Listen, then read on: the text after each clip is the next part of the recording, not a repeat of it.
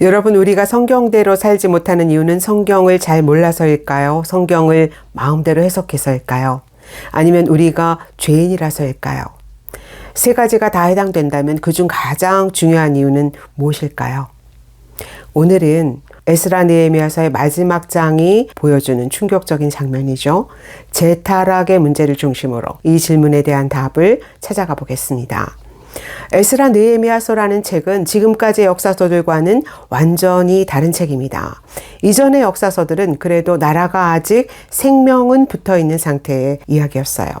그러나 이 책은 나라의 명맥이 완전히 끊어진 지 반세기가 훌쩍 넘은 시점에 하나님이 혼수 상태에 빠진 백성에게 인공호흡을 하듯 숨을 불어넣으셔서 그들을 다시 살려내시는 이야기입니다. 그러면 하나님은 어떤 숨으로 죽은 거나 마찬가지인 백성을 다시 살려내셨을까요? 성경 말씀입니다. 하나님은 말씀이라는 깊은 숨을 불어넣으셔서 호흡이 끊어진 백성을 다시 살려내셨습니다. 그 사건이 바로 에스라의 율법운동이죠. 이 율법운동의 클라이막스는 성경의 깨달음 사건입니다. 에스라가 율법을 낭독할 때까지는 그들의 마음에서 아무 일도 일어나지 않았습니다. 듣고는 있는데 무슨 말인지 이해가 안 된 것이죠.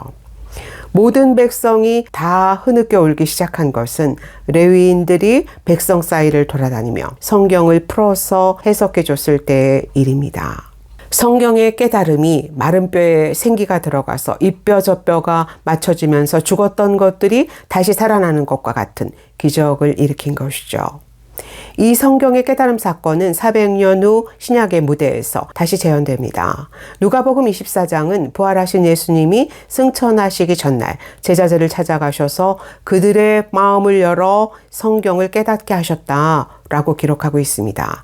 두려움에 떨고 있는 제자들에게 구약을 다 풀어서 십자가와 부활 사건이 성경대로 일어난 일임을 깨닫게 해주신 것입니다. 엠마오로 가던 두 제자는 이때의 일을 이렇게 말합니다. 우리에게 성경을 풀어주실 때 우리 속에서 마음이 뜨겁지 아니하더냐? 여러분, 사복음서가 끝날 때까지 그렇게 동문서답하고 좌충우돌하고 십자가를 피해 다 도망갔던 그 비겁했던 제자들이 어떻게 사도행전이 시작되자마자 때리면 맞고 옥에 가두면 갇히고 돌에 맞으며 죽으면서도 끝까지 예수 복음을 전하는 담대한 증인으로 변신할 수 있었을까요? 이날의 예수님의 성경 강의가 성령 강림 이후 더 확실하고 더 정확하게 깨달아진 것입니다. 그 정확한 성경의 깨달음이 그들을 세상이 감당할 수 없는 예수 증인으로 변신시킨 것이죠. 에스라의 율법운동은 이 사건의 전초전입니다. 그 정도로 중요한 사건이에요. 문제는 그런데 말씀을 깨닫고 그렇게 흐느껴 울었던 그 백성이 다시 타락했다는 것입니다. 바로 앞장에서 다윗의 악기를 연주하면서 큰 기쁨으로 성벽 봉헌 예배를 드렸던 그 백성이 순식간에 다시 엉망진창이 되었다는 것이에요. 여기서 이 책의 독자는 이런 씁쓸한 질문 앞에 서게 됩니다. 인간의 죄가 이토록 고질적이라면 에스라와 느헤미야의 개혁운동은 다 무슨 소용인가? 결국 그들의 수고는 다 무의로 돌아갔다는 말인가? 그렇다면 오늘 우리가 조금 더 나은 세상을 위해 애쓰고 있는 모든 일은 다 무슨 의미가 있는가? 여러분, 이 책은 왜 12장의 그 감격적인 성벽 봉헌 예배를 엔딩으로 채택하지 않았을까요? 왜 굳이 지금까지의 모든 개혁운동에 찬물을 끼얹는 듯한 암울한 재타락 보고서로 막을 내리는 것일까요? 그것은 그 엔딩이 바로 이 책의 진가를 보여주는 가장 중요한 장면이기 때문입니다. 이 책의 엔딩은 인간은 언제나 죄의 상태로 되돌아가려는 죄의 관성을 가진 존재다라는 것을 인정하고 있습니다. 어떤 개혁도 인간의 재타락을 막는 영원한 보루가 될 수 없다는 사실을 솔직하게 시인하고 있는 것이죠. 결국 우리를 성경대로 살지 못하게 하는 최종 장애물은 우리의 죄라는 뜻입니다. 어떻게 해야 할까요?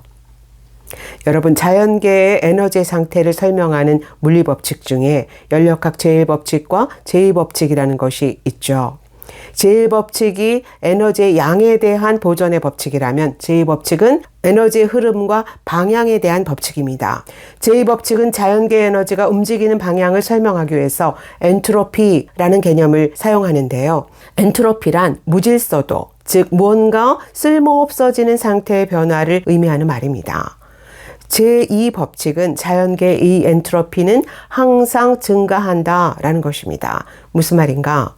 만물의 에너지는 질서에서 무질서로 가려는 성질을 가지고 있어서 시간이 지날수록 무질서도가 증가하고 쓸모없어지는 방향으로 움직인다는 것입니다. 이 원리는 인간에게도 똑같이 작동합니다. 인간은 가만히 내버려두면 저절로 부패해서 무질서도가 증가하고 저절로 쓸모없어짐의 정도가 높아지는 존재입니다. 그 엔트로피가 극대화되는 것이 바로 죽음이죠. 예수님은 엔트로피가 증가한 세상에 임하셔서 죽음으로 가는 엔트로피를 생명으로 바꾸셨습니다. 그러나 옛사람이 죽고 새사람이 창조되었다고 해서 저절로 성화가 되는 것은 아니죠. 이 책의 엔딩이 보여주고 있는 것처럼 인간의 죄는 고질적이고 전통적입니다. 인간은 역사를 통해 배우지 않아요. 인간은 언제나 말씀을 배신하고 하나님을 등질 준비가 되어 있는 고질적인 죄성을 가진 존재입니다. 인간이 이 죄의 본성을 거슬러서 무질서도, 쓸모없어짐의 정도를 낮추려면 어떻게 해야 할까요?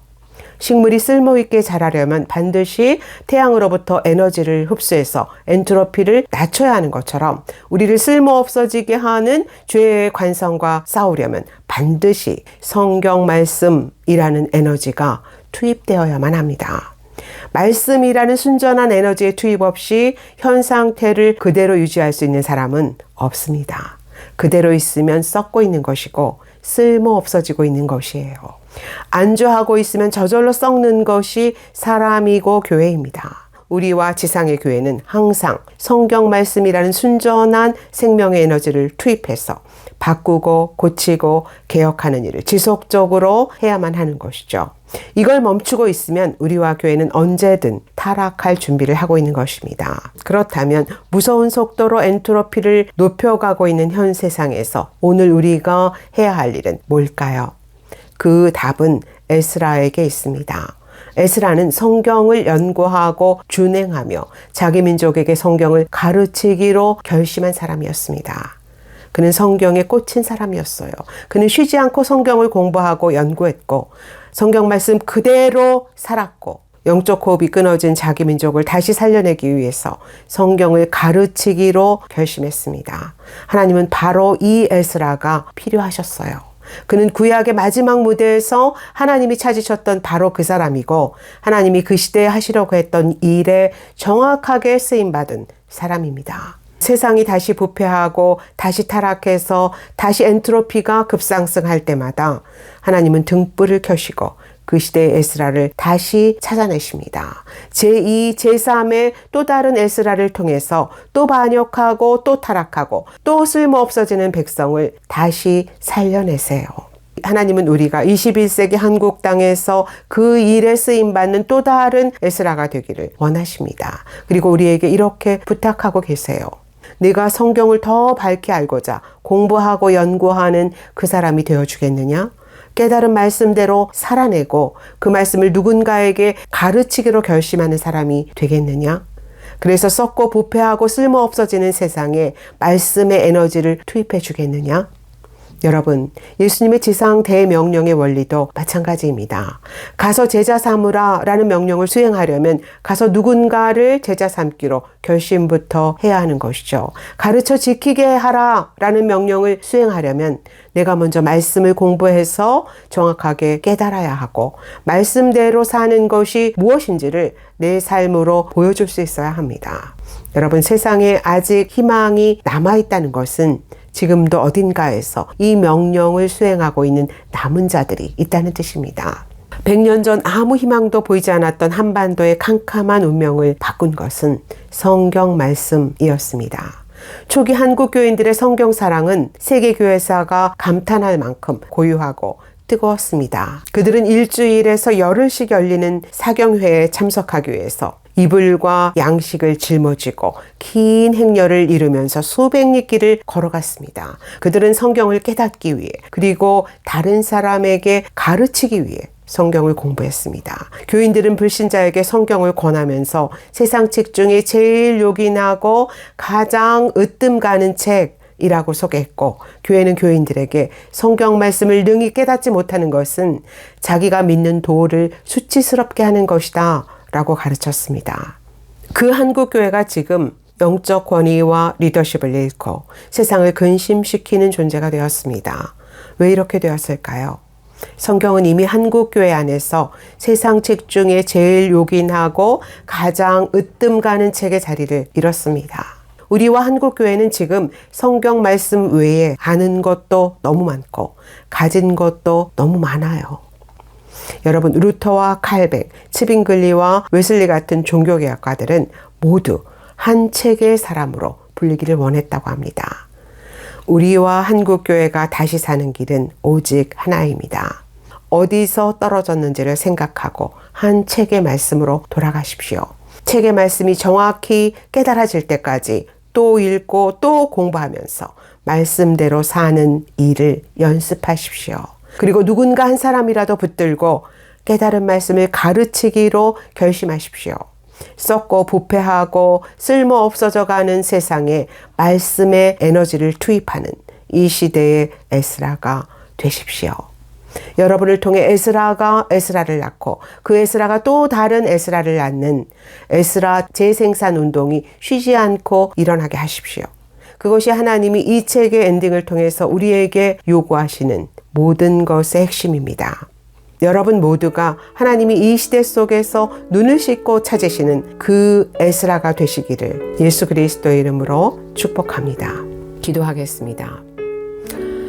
하나님, 우리와 한국교회가 너에게 성경은 어떤 책이냐 라고 묻고 계시는 하나님의 음성을 듣게 해주시옵소서. 엔트로피가 급상승하고 있는 세상을 위해 네가 해야 할 일은 무엇이겠느냐 라고 묻고 계시는 하나님의 그 음성 앞에 서게 해 주시옵소서. 하나님, 우리가 하나님이 찾으시는 이 시대의 에스라가 되기를 원합니다. 우리의 가슴과 심장에서 말씀을 더 밝게 알고자 하는 영적 갈망이 일어나게 해주시고, 말씀을 읽고 연구할 때마다 우리 속에서 마음이 뜨거워지는 말씀의 깨달음 사건이 일어나게 해 주시옵소서. 예수님의 제자들이 그랬던 것처럼 우리가 깨달은 말씀이 우리를 말씀대로 살게 하는 힘이 되게 해 주시고, 누군가에게 그 말씀을 전하지 않고는 견딜 수 없는 불붙는 것 같은 열망이 우리 안에서 일어나게 해 주시옵소서.